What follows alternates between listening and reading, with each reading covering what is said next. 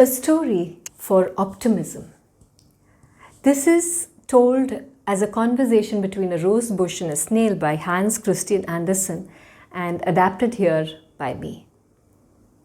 There was a garden surrounded by hazelnut bushes, and right in the middle of the garden was a rose bush, and under the rose bush lived a snail. Many snails, but today there was one snail which came out slowly to look at the world and say, I have better things to do than bloom like a bush or to give milk like the cows. I am better than any of this.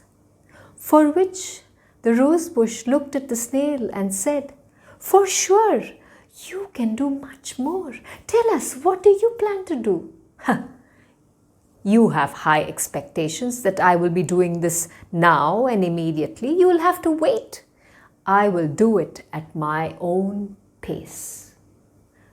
Very well, said the rose bush, going back to blooming and being the bush that she had always been, while the snail stayed put, neither moving forward nor going back, but remaining in the same place.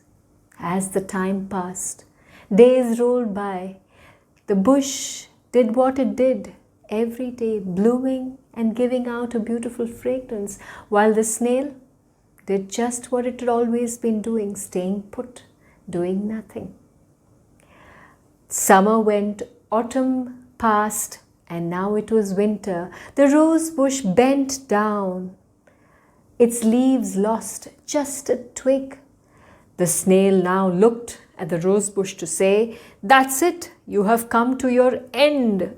You are just a stick now. You have no other purpose. You will die, You are at the end of your life. I never saw it like that.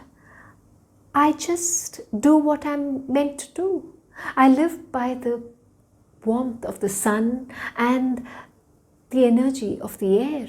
And I bloom and I give whatever I can from where I am. I can do nothing more. This is what I know to do. Puh! You have not spent time thinking about your inner development. No, I have not. I don't know anything but to bloom and give out a fragrance. Well, you have much more to do than that. I have so much to give. Then tell me, what is it that you would give? Tell me what you can give. And I'm sure you can do much more. You are the thinker. You have such high thoughts.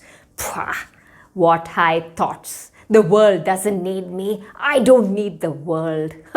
I will go back into my shell and I spit on the world. The rose bush shook itself and looked at the snail. Well, all I can do is feel sad, for I cannot move like you, but I am just in one place, fixed here, but in this place I know I have been remembered by some, a few, many. As my petals fall from the flower, it is picked by little hands to place between books. Some pick up the flowers to put them in their hair or give it to their loved ones. This is what I do, but I am fixed in this place while you can move. What use do I have of this world? I spit on this world, said the snail, and went back into its shell. While the rose bush continued to do what it was meant to do, the snail had no use for any of what it could do. And so this story is told again and again and again about a rose bush that gave all, while the snail gave nothing.